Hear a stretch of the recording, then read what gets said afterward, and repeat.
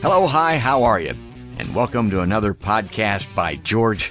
Come on in here. We're getting ready for a little kabuki theater, some Kavanuagh kabuki dance coming up this Thursday in Washington, D.C.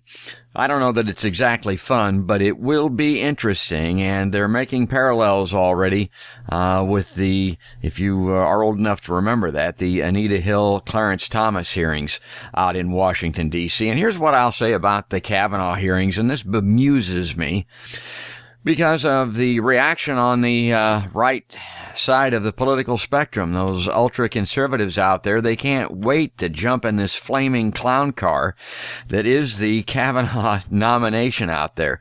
And here's the deal. I'm not going to make any decision on Kavanaugh until I see the hearings and this plays out. I think that's a reasonable thing to do. These other people that are in support of him apparently have some affinity. They believe that they just believe. They just believe that this guy is innocent based on what they think they know about him or what they think they like about him. But this guy is another silver spooner. He's a man of white privilege in America. He went to prep school. He went to Yale. And here are these people that are wanting to make America great again, supporting this guy because they have some special connection with him, it seems like. In reality, I don't have any connection with him, and neither do they.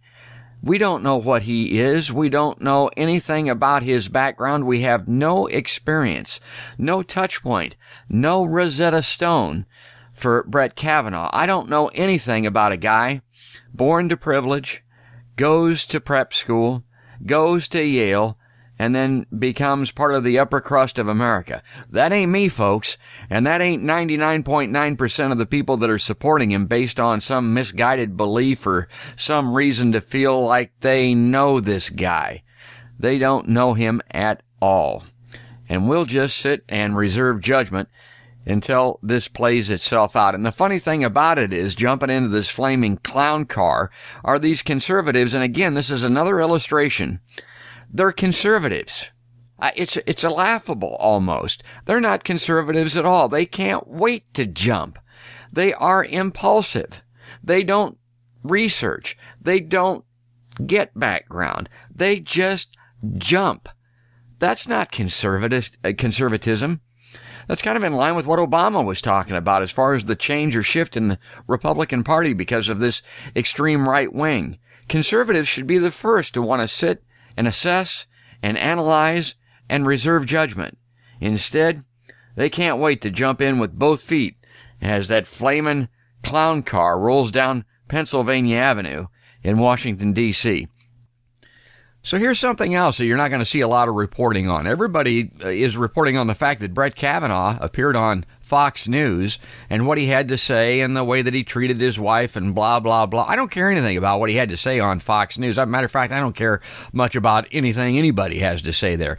But the bigger point of this is this man is running to be Supreme Court Justice of the land. He's going to be the ultimate balance of truth and justice and seeing both sides of an argument.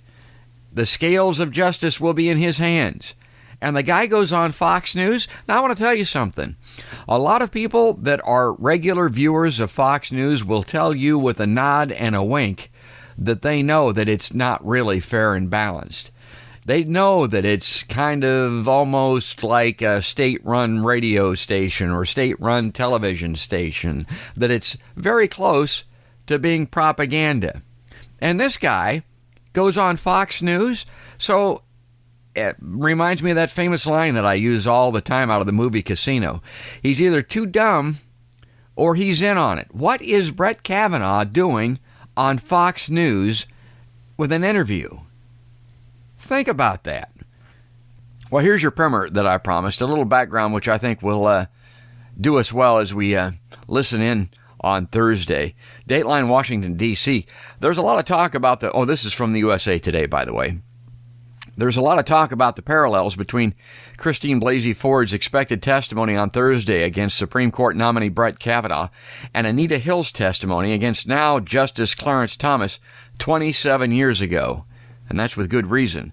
Both Ford and Hill are college professors whose reluctant disclosures sparked national conversations about sexual assault and harassment allegations, challenging nominees' confirmation to the highest court. Kavanaugh and Thomas both vehemently deny the allegations as their supporters work to undercut their accusers' credibility. And the Senate Judiciary Committee, which will hold the hearing with Ford and Kavanaugh Thursday, includes some of the same members that weighed in on Hill's allegations in 1991. But there are also key differences between these episodes, and here are some. The allegations. Ford's allegations against Kavanaugh included a physical assault, where Hill's did not. Ford alleges a drunken 17-year-old Kavanaugh pinned her down at a party in 1982, groped her, and covered her mouth while she tried to scream.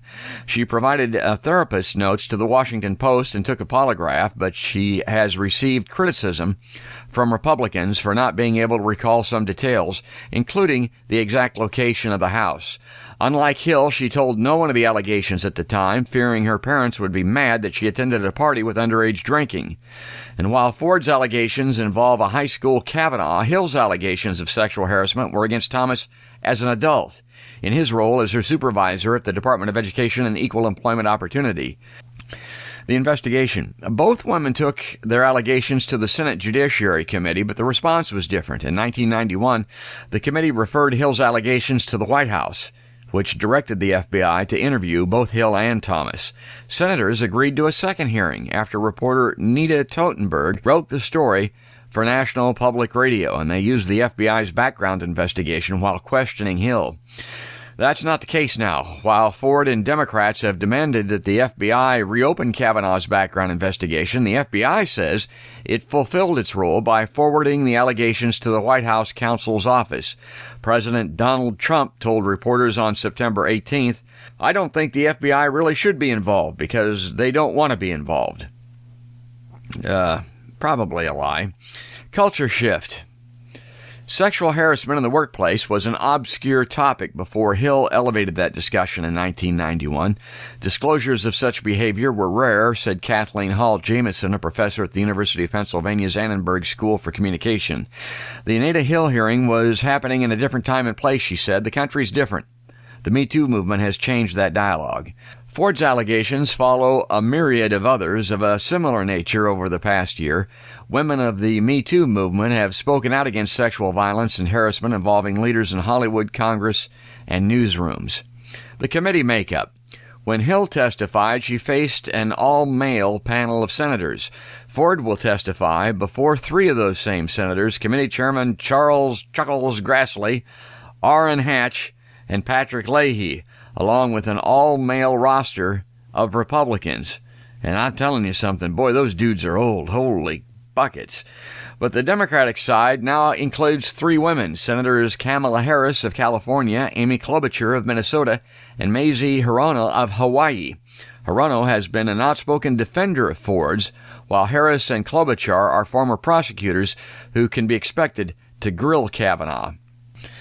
All right, so let's turn our attention from Kavanaugh. We'll revisit that probably after these hearings on Thursday, if they're as interesting as I think they'll be. I don't think it's going to be a dud. I think we're going to have some fireworks in the nation's capital, and we'll revisit that on a podcast by George. Okay, so before we turn our attention away from Washington, D.C., I wanted to include this little clip. It's kind of fun.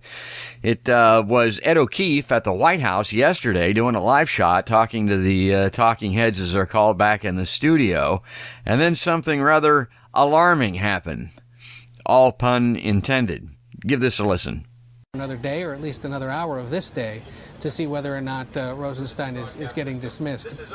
Has anybody expressed any exhaustion? I mean, I know just sitting here at the anchor desk, it sort of feels like What is going on over there?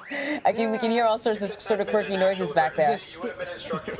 It's a test of the emergency broadcast system, Anne-Marie. Good to know that it's working. Timing. It's always Absolutely perfect timing. But I was wondering if any lawmakers have just sort of expressed any exasperation that, in the middle of this Kavanaugh confirmation, which has become, quite intense and sort of bizarre in some ways, we've got this other thing popping up. Right. Anne-Marie, I think you were saying everyone's tired, and it's only Monday. And there it goes again. Well, like they say, it's all about timing, and that was perfect timing indeed. I guess you could say the alarm bells are going off in Washington, D.C. That EBS tone reminds me of when I was just a kid, a young reporter doing the news at a small market radio station. There was a tornado, and the EBS notifier went off in the newsroom, and you're instructed to play that EBS tone. And I'd never had any instruction on that at all. No manuals. Nobody in the stations I'd worked at had ever said anything about what to do when that EBS signal went off. And I was all by myself. And I thought, my God, if I play this, are people in the listening audience going to think that we're under nuclear attack? Because that's how I used to think of it, having seen it on TV as a test of the emergency broadcasting system. That's what I thought it was connected with. But here there was a storm in town, and the weather service was telling us to sound that EBS system. So I sounded it, and it's what I was supposed to do, and everything was fine. People were alerted. Nobody was hurt out there, and there was no nuclear war that occurred, and I had my doubts there for a second, but I thought that was kind of cute. That's Ed O'Keefe at the White House with the EBS system test going off in the background. Okay, so let's talk about the Great Barrier, the reef out in Australia. It's been turning white. It's been bleached white. It's dying because of climate change. And this article caught my eye. I'm hoping there is hope yet for the Great Barrier Reef. Dateline Australia might. An environmental group is looking into a novel way to repair the Great Barrier Reef, the GBR, in Australia. They want to use electricity to accelerate coral growth. Called Reef Ecologic, the group is conducting a trial to see if the technique works, reported New Scientist magazine. It involves using steel frames and passing electricity through them to stimulate growth. Well, that idea has been around for quite a while, with projects in the Caribbean, Indian Ocean, and Southeast Asia using electrical stimulation in that way.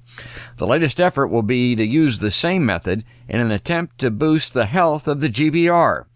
A low-voltage direct current is run through the steel, the BBC Future explained back in 2015. This electricity interacts with the minerals in the seawater and causes solid limestone to grow on the structure. It draws on the principles of electrolysis, where the electric current causes a chemical reaction to occur, which wouldn't have otherwise. A study in 2016 found that 93% of the Great Barrier Reef had been affected by bleaching as a result of a mass coral bleaching event. Due to climate change, events like these could occur at least every 5 years.